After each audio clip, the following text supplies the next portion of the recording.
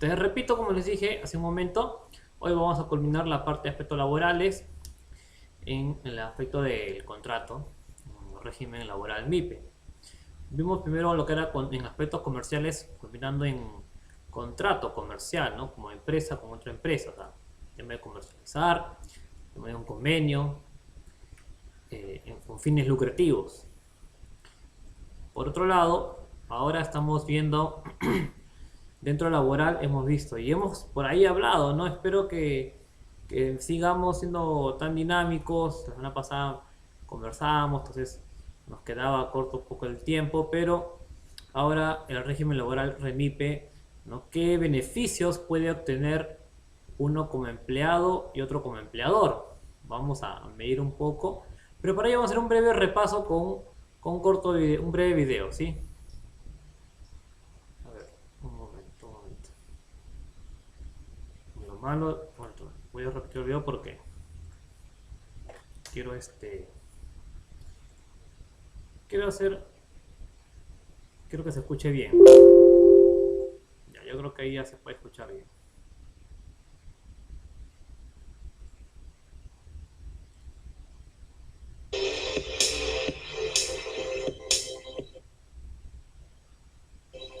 Hola, ¿qué tal? Mi nombre es Juan Carlos Benavente Teixeira, soy abogado especialista en Derecho Laboral y hoy día vamos a hablar de los contratos laborales.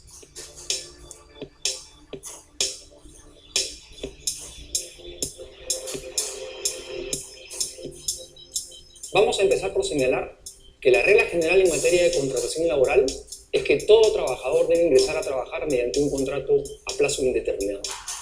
Es decir, un contrato de trabajo en el que se sabe claramente cuál es la fecha de inicio del servicio, pero se desconoce la fecha de su finalización. Los contratos a plazo indeterminado son de carácter consensual, pues no hay obligación legal de celebrarlos por escrito. Basta que el empleador se ponga de acuerdo con el trabajador para que exista el contrato. En ese sentido, no hay obligación de presentarlos ante el Ministerio de Trabajo, aun cuando las partes pudieran haber acordado celebrarlo por escrito. En otras palabras, el contrato de trabajo existe por el solo hecho del inicio de los servicios del trabajador, sin necesidad de un documento físico. Es igual como cuando vas al kiosco por un periódico. Sin darte cuenta, lo que haces es celebrar un contrato de compraventa, sin necesidad de firmar documento alguno. Lo mismo sucede en el caso del contrato de trabajo.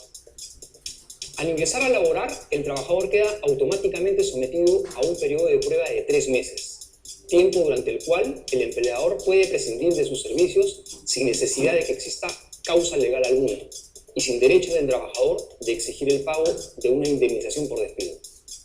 Superado el periodo de prueba, el trabajador alcanza protección contra el despido arbitrario y en caso de ser despedido sin causa legal, tendrá derecho a ser indemnizado y en ciertos casos incluso a su reposición al puesto de trabajo.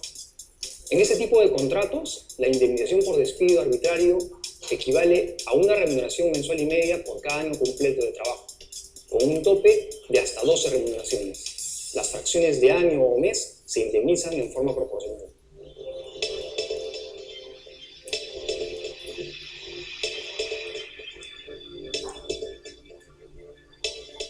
Pues bien, así como existe una regla general en la contratación laboral, existe también la excepción. Esta excepción está dada por la contratación a plazo fijo o sujeto a modalidad, como la llama textualmente la ley. En esos contratos consta claramente la fecha de inicio de la relación laboral, así como la fecha del final de la misma. Esos contratos deben firmarse por escrito en forma obligatoria y ser presentados ante el Ministerio de Trabajo dentro de los 15 días naturales de haber sido celebrados, siendo derecho del trabajador recibir una copia de su contrato. La ley permite utilizar este tipo de contratos cuando existen causales temporales para la contratación. Cada tipo de contrato tiene un plazo máximo de celebración, pudiendo ser celebrados por periodos más cortos siempre que la sumatoria de las renovaciones o prórrogas no supere el máximo correspondiente. En todo caso, la sumatoria del uso de esas modalidades no debe exceder el plazo máximo de 5 años. Los contratos pueden ser de inicio de actividad, de incremento de actividad, de necesidad de mercado, de reconversión empresarial, de suplencia, ocasionales, de emergencia, de obra determinada, de servicio específico, intermitentes y de temporada. También existe una modalidad genérica que se puede utilizar cuando se produce cualquier otro supuesto motivado por la temporalidad y que no recogen los contratos mencionados. Para que se pueda utilizar este tipo de contratos, no basta simplemente escoger alguno que esté reconocido en la norma y elaborar el contrato. El asunto es un poco más complejo que ello. En la realidad, debe existir el hecho que motiva la contratación temporal. Caso contrario, deberá aplicarse la regla general. Así, por ejemplo, si una empresa recién formada empieza actividades, podrá celebrar contratos por inicio de actividad, en cuyo caso deberá expresar en el contrato los motivos por los cuales debe entenderse que recién inicia actividades. Si una empresa formada hace mucho tiempo inicia nuevas actividades diferentes a las que solía desarrollar, por ejemplo, empieza a producir pelotas de cuero cuando antes fabricaba botellas, podrá usar el contrato por inicio de actividad, debiendo expresar en el contrato, en forma concreta, el citado inicio de la nueva actividad. Si la empresa tiene un requerimiento de aumento de producción que es imposible atender con su personal estable y dicha necesidad es temporal, puede celebrar contratos por incremento de actividad, debiendo explicar en el contrato el porqué del incremento de la actividad, así como la imposibilidad de atenderlo con el personal ya existente. Si una empresa otorga vacaciones, descanso pre o postnatal o licencia a un trabajador o simplemente este se encuentra enfermo, puede contratar un reemplazo mediante un contrato por suplencia. Deberá expresarse en el contrato los motivos de la ausencia del trabajador titular y las fechas entre las que no se encontrará laborando a efecto de poder ser reemplazado. Si la empresa incrementa sus actividades en ciertas épocas del año, como por ejemplo una heladería durante los veranos, o quiere atender una feria, puede celebrar contratos de temporada, debiendo explicarse dicha circunstancia en forma específica en el contrato. Si la empresa quiere ejecutar una obra puntual, podrá celebrar un contrato por obra determinada, por lo que deberá invocar el hecho de la existencia de la citada obra, individualizándola y refiriéndose puntualmente a ella. Si se malutilizan estos contratos, la ley establece que se entenderá que existe un contrato a plazo indeterminado.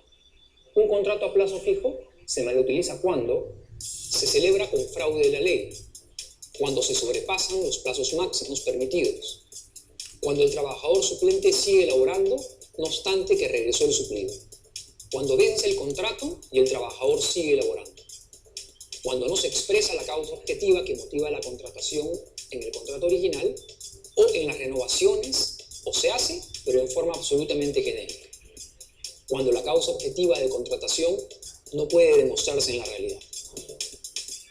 En este tipo de contratos también existe un periodo de prueba, al igual que en el caso de los contratos a plazo indeterminado. Incluso, si no se hace constar en el contrato, el periodo de prueba será igualmente de 3 meses. En los contratos a plazo fijo también existe un régimen indemnizatorio en caso de despido arbitrario, que genera el pago de una indemnización de una remuneración ordinaria y media por cada mes en el que el empleador no haya cumplido el contrato, con un tope máximo de 12 remuneraciones ordinarias. No se indemnizan fracciones de mes. En ese sentido, es recomendable que los contratos sean celebrados por periodos no tan largos, por ejemplo, máximo por 6 meses, sin perjuicio de poder renovarse y o prorrogarse. Esta herramienta de contratación es importante y muy útil cuando es bien utilizada, pero puede generar muchos problemas legales si su utilización resulta siendo únicamente un medio para someter al trabajador a un constante periodo de prueba y esconder, tras esta formalidad, un contrato de trabajo a plazo indeterminado.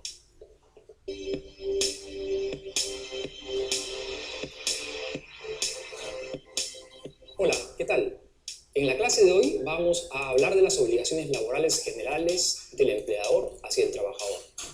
Cuando un trabajador ingresa a laborar, existen algunas obligaciones formales que deben ser cumplidas en forma inmediata por el empleado.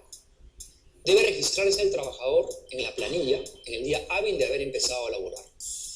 Debe entregársele copia de su contrato de trabajo, en caso este sea un contrato a plazo fijo, así como la constancia de alta del registro en la planilla de la empresa.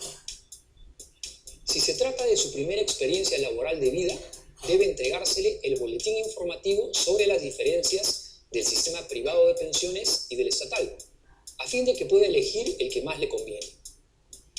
Entregar las recomendaciones en materia de seguridad y salud, tanto las referidas al centro de trabajo como las relativas al puesto de trabajo a desempeñar. De ser obligatorio para el empleador, debe entregar copia del reglamento interno de trabajo, así como copia del reglamento de seguridad y salud ocupacional. Ya en el curso de la relación laboral, existen una serie de obligaciones laborales adicionales que debe cumplir el empleador. Pagar la remuneración en forma oportuna y completa en el momento en que haya sido establecido por el empleador, lo cual es normalmente a fin de mes o un adelanto en quincena y el saldo a fin de mes. Recordemos que si el trabajador labora al menos 4 horas diarias o promediadas, debe percibir por lo menos la remuneración mínima vital, que a la fecha asciende a 850 soles.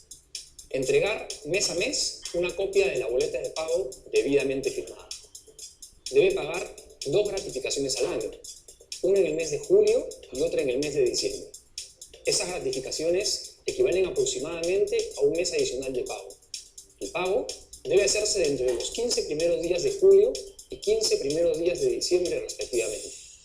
Debe pagar la asignación familiar en caso el trabajador tenga hijos menores de edad o hijos mayores de edad cursando estudios universitarios o superiores. Dicha asignación equivale al 10% de la remuneración mínima vital, es decir, 85 soles, y se paga en la misma cantidad así se tenga uno o más hijos. Debe pagar la compensación por tiempo de servicios, que es un beneficio que se abona en la institución bancaria o financiera que haya elegido el trabajador. Dicho abono se produce en forma semestral y equivale en total aproximadamente a una remuneración mensual adicional, debiendo entregar al trabajador una hoja de liquidación que permita apreciar el monto depositado, entre otros. En caso el trabajador cumpla un año de trabajo y labore al menos 4 horas diarias, cumpliendo el récord de asistencia que establece la ley, se le debe otorgar 30 días naturales de vacaciones seguidos, para ser gozados íntegramente dentro del año posterior al cumplimiento del aniversario.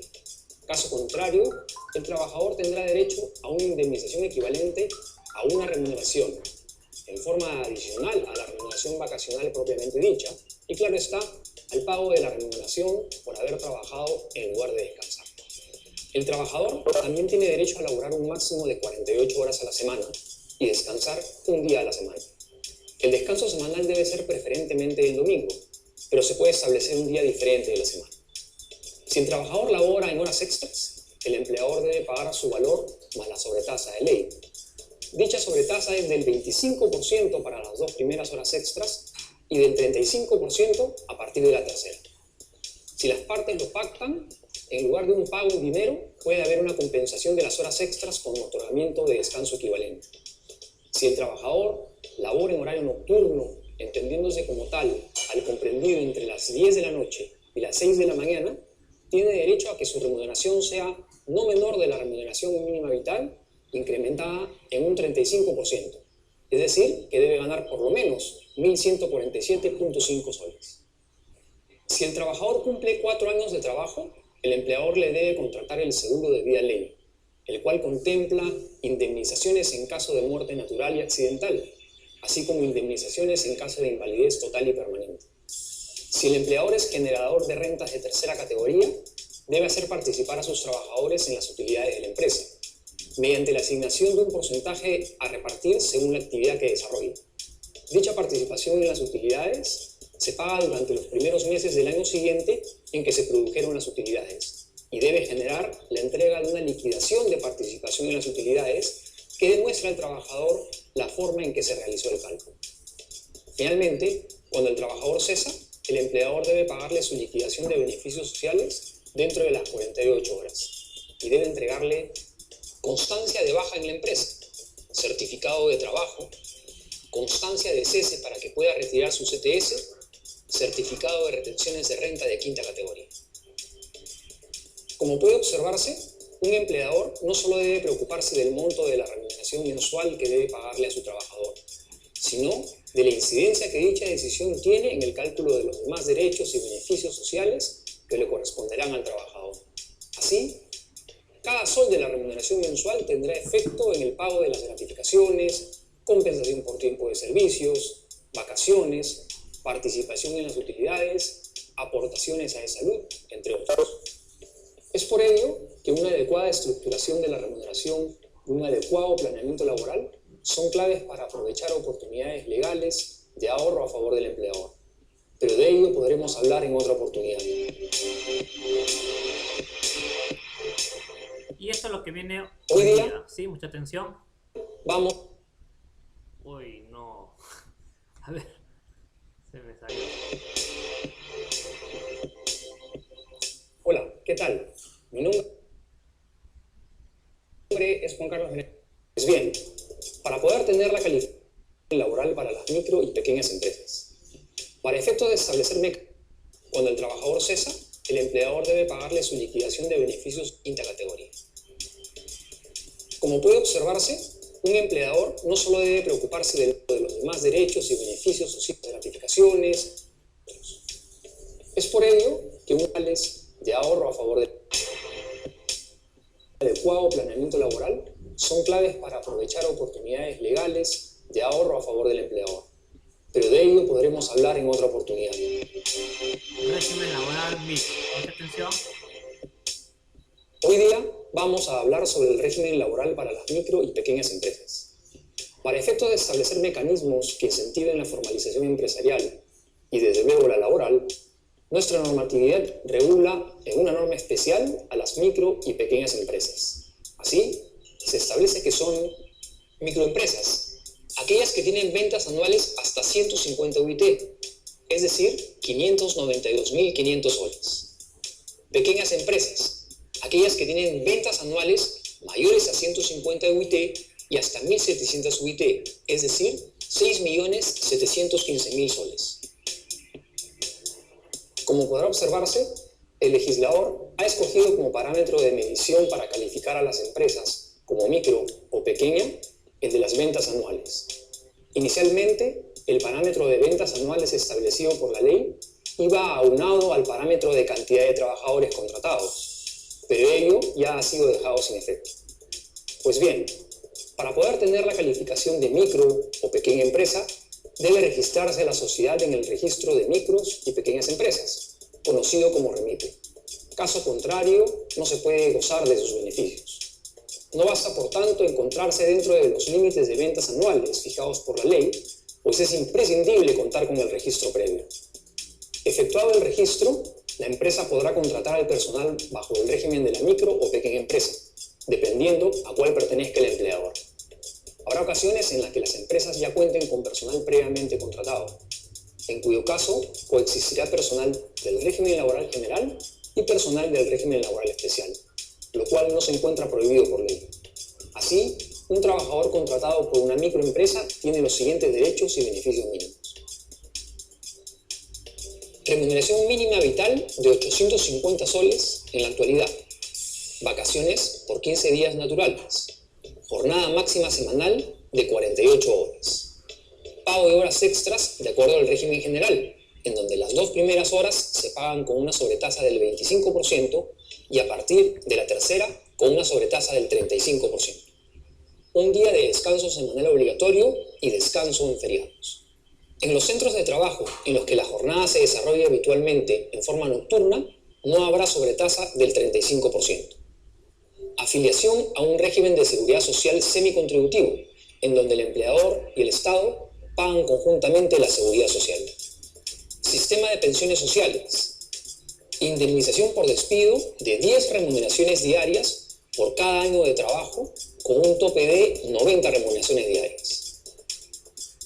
Por su parte, un trabajador contratado por una pequeña empresa tendrá los siguientes derechos y beneficios mínimos. Remuneración mínima vital de 850 soles en la actualidad. Vacaciones por 15 días naturales. Jornada máxima semanal de 48 horas.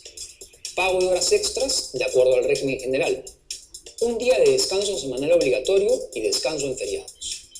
En los centros de trabajo en los que la jornada se desarrolle habitualmente en forma nocturna, no habrá sobretasa del 35%. Afiliación al régimen de seguridad social regular. Sistema Nacional de Pensiones o Sistema Privado de Pensiones. Indemnización por despido de 20 remuneraciones diarias por cada año de trabajo, con un tope de 120 remuneraciones diarias. Seguro complementario de trabajo de riesgo en caso el empleador realice actividades riesgosas, seguro de vida ley, derechos colectivos, huelga, sindicalización y negociación colectiva, participación en las utilidades de la empresa, CTS de 15 remuneraciones diarias por cada año completo de trabajo hasta un tope de 90 remuneraciones diarias, gratificación de fiestas patrias y Navidad de media remuneración cada uno. Los derechos y beneficios establecidos por la ley son los mínimos permitidos, por tanto, pueden ser mejorados por el empleador. En ese sentido, podría existir, por ejemplo, una pequeña empresa que reconociera un monto de gratificaciones o CTS semejantes a las del régimen laboral general, o una microempresa en donde se paguen gratificaciones de julio y diciembre, no obstante que por ley no es exigible. En cuanto a la permanencia de las empresas bajo esos regímenes, en caso de superar los niveles de venta máximos en cada caso, debemos señalar que la microempresa que durante 2 años seguidos supere el nivel de ventas de 150 UIT puede conservar el régimen un año más. Las pequeñas empresas que durante 2 años consecutivos superen el límite de ventas de 1.700 UIT pueden conservar el régimen 3 años más. Luego de vencidos los periodos adicionales que permite la ley, la empresa debe pasar al régimen laboral que le corresponde. Recuerda entonces que como empleador podrás utilizar estos regímenes solo si te inscribes en el registro de micro y pequeñas empresas, y con ello aprovecharás los ahorros legales que en materia de derechos y beneficios ofrece. No hacerlo equivale a que pierdas dinero en forma innecesaria. No importará si tienes pocos o muchos trabajadores, o si tu local es grande o pequeño, o si tu actividad es sencilla o muy especializada. Lo que interesa es si el monto de tus ventas anuales te permite calificar como micro o pequeña empresa. Espero que lo aprendido en este curso te sirva para ser aplicado en tus negocios. Mucha suerte.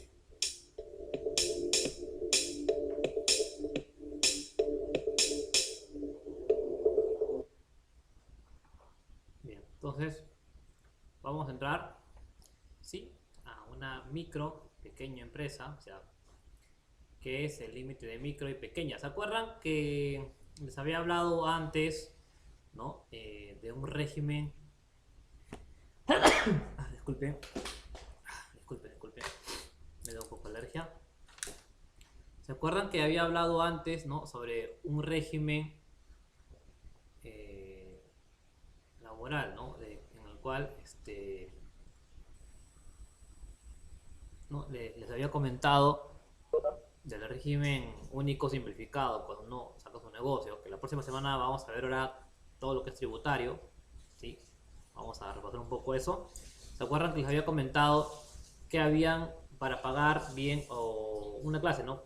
Fuimos todavía la clase misma, o pagabas 20 o pagabas 50, ¿no? 20 si ganabas hasta 5.000 y 50 si ganabas hasta 8.000. Bien, entonces aquí en el caso de microempresas, ¿sí?, es aquellas que tienen ventas anuales de hasta 150 UIT, es decir, ¿no?, 592.500 soles. O sea, eso es unas ventas fuertes, ¿sí? Pero obviamente las ventas no es el todo, solamente la venta solamente es lo que está ingresando, ¿no?, sin descontar lo que va a salir. Vamos a ver eso después.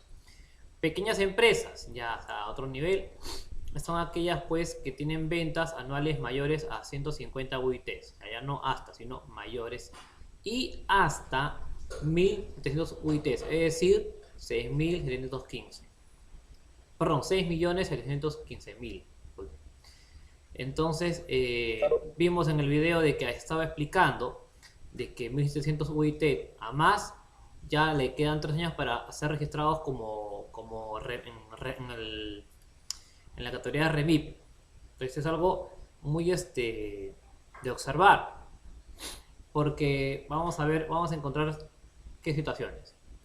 Como podrá observarse, ¿no?, el legislador ha escogido como parámetro de medición para calificar a las empresas como micro o pequeña el de las ventas anuales. Inicialmente, el parámetro de ventas anuales establecido por la ley iba aunado al parámetro de cantidad de trabajadores contratados, pero ello ha sido dejado sin efecto. Pues bien, para poder tener la calificación de micro o pequeña empresa, debe registrarse a la sociedad en el registro micro y pequeñas empresas, conocido como ya se ha explicado REMIPE. Caso contrario, no se puede gozar de sus beneficios, ¿no? Entonces, ¿qué beneficio da? Vamos a ver, no basta por tanto encontrarse dentro de los límites de ventas anuales fijados por la ley, pues es imprescindible contar con el registro previo. Efectuado el registro, la empresa podrá contratar al personal bajo el régimen de la micro o pequeña empresa, dependiendo a cuál pertenezca el empleador. Entonces, ¿cuál es el paso grande? Es registrarse, ¿no? Constituirse como empresa. Habrá ocasiones en las que las empresas ya cuenten con personal previamente contratado, en cuyo caso coexistirá personal del régimen laboral general y personal del régimen laboral especial, lo cual no se encuentra prohibido en la ley, ¿sí? O sea, ¿qué quiere decir? Que ahí puede haber personas que, digamos, como hemos visto en el video 2, ya tengan un contrato con mayores beneficios a diferencia del régimen MIPE. ¿Se puede regularizar de otra manera? Es todo un tema, vamos a ver. Pero un trabajador contratado por una microempresa tiene los siguientes derechos y beneficios mínimos. Bueno, acá, esto está bien, esto hay que corregir, pero yo lo he dejado así a propósito. ¿Por qué? Porque esperaba que alguien me interrumpiera, ¿no? Cuando dijera remuneración mínima vital de 8.50 en la actualidad. ¿Está bien o está mal? ¿Qué dice? Profesor, ese es otro, ese es el antiguo, pero ahora es 900, ¿ves? Hace un año y medio prácticamente que es 920, 930, Perdón, 930. ¿no? Entonces, claro, entonces, ojo a esto, ¿no? Yo lo he dejado ahí para que, esperando que alguien me interrumpa, pero nadie interrumpa, nadie dijo profesor, ¿no? Bueno, claro que obviamente esto es un curso de hace unos 3 añitos, ¿ya? Entonces yo saco la información del cursito mismo, pero lo he replicado a ver si por ahí alguien me interrumpe, ¿no? Bien, vacaciones por 15 días, eso sí sigue, ¿no? Y ya se lo he explicado antes, en el régimen PET no te pueden dar 30 días. Pues son beneficios que tiene uno al tener su, ¿no? Su empresa en MIP, en REMIPE. Jornada máxima semanal de 48 horas. Pago de horas extra de acuerdo al régimen general, en donde los 2 primeras horas se pagan con una sobretasa del 25% y a partir de la tercera con una sobretasa del 35%. Un día de descanso semanal obligatorio y descanso en feriados, ¿no? Entonces,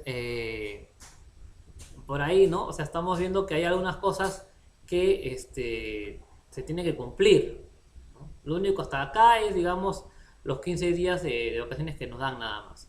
Un día de descanso, bueno, perdón, en los centros de trabajo en las que la jornada se desarrolla habitualmente en forma nocturna, no habrá sobretasa hasta del 35%.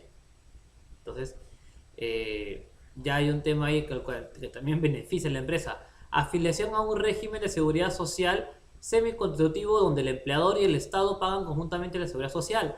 No lo paga completamente. Esto es un gran beneficio, ¿no? Cuando uno saca su... O sea, ustedes pueden iniciar su empresa en el REMIPE, ¿no? Porque no les pide mínimo de ventas. ¿Sí? De acuerdo, no les pide, como vemos anteriormente, 2 positivos, un mínimo de ventas. Bueno, avanzamos porque si no, Carla. Entonces, sistema de pensiones sociales, ¿no? Bueno, eso no, no limita a que también tengas tu sistema de pensión privado.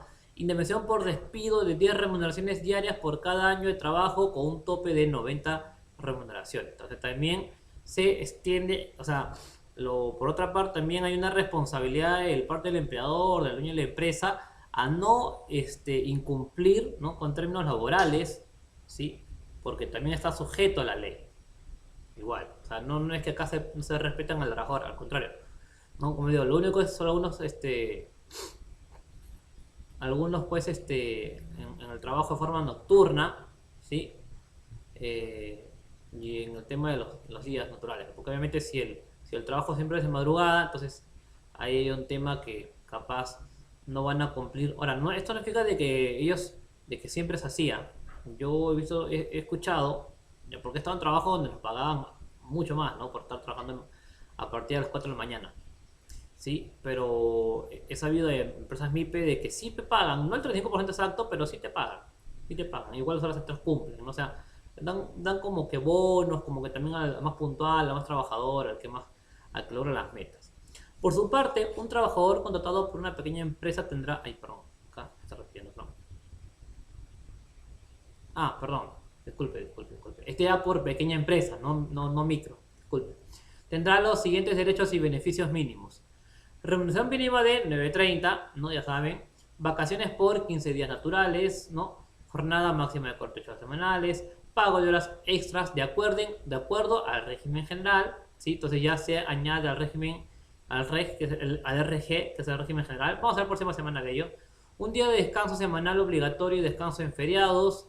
En los centros de trabajo en los que la jornada se desarrolla habitualmente en forma nocturna, no habrá sobretasa del 35%. Igual, ¿no? Entonces, estas dos claves de que uno tiene que saber, ¿no? Si la empresa es REMIP. Afiliación al régimen de seguridad social, Sistema Nacional de Pensiones o Sistema Privado de Pensiones, indemnización por despido de 20 remuneraciones diarias por cada año de trabajo con un tope de 120. Entonces ya acá hay la situación, ¿no?, legal se duplica, ¿sí? Seguro complementario de trabajo de riesgo en caso del empleador realice actividades riesgosas, seguro de vida ley, derechos colectivos, huelga, sindicalización y negociación colectiva, participación en las utilidades de la empresa, CTS de 15 remuneraciones diarias por cada año completo de trabajo hasta un tope de 90 remuneraciones diarias. Gratificación de fiestas patrias y Navidad de media reunión cada una. ¿Sí? Los derechos y beneficios establecidos por la ley son los mínimos permitidos, por tanto pueden ser mejorados por el empleador. Por eso se los decía, ¿no? O sea, hay muchas, no muchas, hay algunas, ¿no? Uno fuera a decir que hay muchas. Hay empresas en el régimen REMIPE, ¿no? O que son empresas REMIPE, que al tener estos beneficios, ¿no?, de una u otra manera, sobre todo, ¿no?, el tema de, de tener menos, ¿cómo decirle? Sí, Yo voy a digamos. hacerle una consulta. Por ejemplo, yo trabajaba en microempresa y yo nunca tuve un contrato, solo me pagaban así nada más. Ya, a ver. Me pagaban al estajo, pero yo trabajaba para un tercero, por ejemplo. O sea, yo trabajaba, por ejemplo, una empresa me contrata pero yo trabajo dentro de otra empresa. O sea, yo tengo algo que ver, tengo un beneficio. ¿Había abierto un beneficio o algo? No, no, nada. Primero, ¿tuvo un contrato escrito? Nunca, no tuve. Ya, entonces el No, contrato. solo tuve o sea, el papel que me entregaron el uniforme y nada más. Ya, pues entonces, claro, es que en ese aspecto hay un contrato no escrito, por así decirlo, y que como indicamos en el video, no es necesario que esto sea presentado en el trabajo, ¿no?, al Ministerio del Trabajo, ¿no?, ni va a ser solicitado, ¿no? O sea, ha sido una aceptación de parte de uno. Por eso es bueno tener esos espacios, porque ustedes van a aceptar las condiciones de un trabajo o no, ¿no? Entonces, ¿cuál es el problema a nivel mundial siempre que pasa en estas situaciones? Bueno, no a nivel mundial, no todo el mundo, pero a nivel, digamos, de falta de progresos en los países como en el Perú, lastimosamente, es que la gente dice, bueno, pues no hay otro trabajo, hay que aceptar. Si todos fueran conscientes, ponen la mano en el pecho y dicen, no voy a aceptar ese trabajo, si todos hicieran eso, pues estas empresas no tendrían ese tipo de abuso, por así decirlo. Entonces, si era REMIPE o no era REMIPE, bueno, no lo sé. Yo bien difícil creo que no. Probablemente habría que ver en qué rubro se movía, ¿no? Porque yo alguna vez, cuando he sido muy joven, trabajaba en empresas donde pues no te daban nada, ¿no? O sea, alguna vez pues trabajé en un taller donde hacíamos camas para perros. Yo me encargaba de todo la esponja, unirlas, ¿no?, con terocal, y nos consumíamos todo el terocal, así con la ropa que íbamos, teníamos llenos pegoteados de terocal y hacíamos el trabajo, ¿no? Y nos pagaban 30 hasta 40 soles diarios, no te daban de protección, nada, ¿no? Y si hacías mal algo te botaban, ¿no? Entonces, porque me acuerdo que siempre teníamos que botar al final basura y había una bolsa donde habían pues un montón de retazos de esponja, ¿no? Y uno de los que era antiguo, oye, eso no botes, dijo. Por botar eso te pueden botar, dice, porque esos retazos lo puedes reutilizar en otras, en otro tipo de cama para almohadas, ¿no? Ay, para almohadas para perros. Nosotros hacíamos nada más a los moldes, de ahí lo tirábamos para abajo, había un tragaluz que se tiraba para que ahí digamos, le pusieron sus fundas, ¿no? Le pongan sus fundas, ¿no?, quienes cosían.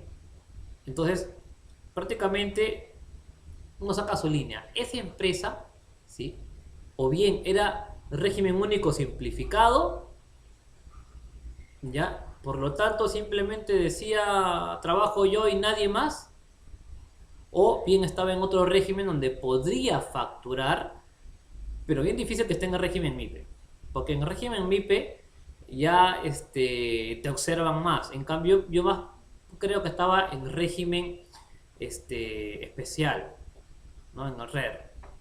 ¿sí? Y en el régimen especial, pues, puede hacer muchas jugadas. Igual que en el RUS, en el régimen único simplificado. Vamos a ver el tema de tributación la próxima semana con más detalle, pero creo que entiendan más que todo el MIPE para el tema de los contratos. Ahora, en cuanto a la permanencia de las empresas bajo estos regímenes, en caso de superar los niveles de ventas máximos en cada caso, debemos señalar que la microempresa durante 2 años seguidos supere el nivel de ventas de 150 UT, puede conservar el régimen un año más. O sea, ¿no? Si el nivel de al superar el nivel de ventas, tranquilamente un año más puede seguir. Ahora, las pequeñas empresas que durante 2 años consecutivos superen el nivel de ventas de 1700, puede conservar el régimen 3 años más. ¿Y de ahí dónde pasaría? Bien, lo más común hoy sería pues al régimen general. Luego de vencidos los periodos adicionales que permite la ley, la empresa deberá pasar al régimen laboral que le corresponda, ¿sí? Entonces, como que todavía puede mantener. ¿Y qué pasa, no? O sea, ¿cómo saber de esto? Porque hay muchas personas que mal utilizan el régimen MIPE, ¿no? Porque dicen, no, estoy vendiendo menos, no he vendido tanto. Hay muchos de estos temas. Y hay muchas personas que han sido al final multadas, y es todo un tema, y después eso perjudica a los trabajadores. Por eso hay que entender, ¿no? Hay que entender bien. Cuando un trabajador ingresa laboral, existen algunas obligaciones formales que deben ser cumplidas en forma inmediata por el empleador. Debe registrarse al trabajar en la planilla en el día hábil de haber empezado a laborar, así como la constancia de alta de registro en la planilla de la empresa. Debe entregársele copia de su contrato de trabajo en caso este sea un contrato a plazo fijo, así como la constancia de alta del registro en la planilla de la empresa. Si se trata de su primera experiencia laboral de vida, debe entregársele el boletín informativo sobre las diferencias del sistema privado de pensiones y el estatal, a fin de que pueda elegir el que más le conviene. Entregar las recomendaciones en materia de seguridad y salud, tanto las referidas al centro de trabajo como las relativas al puesto de trabajo desempeñado. De ser obligatorio para el empleador, debe entregar copia del reglamento interno de trabajo, así como copia del reglamento de seguridad, de salud y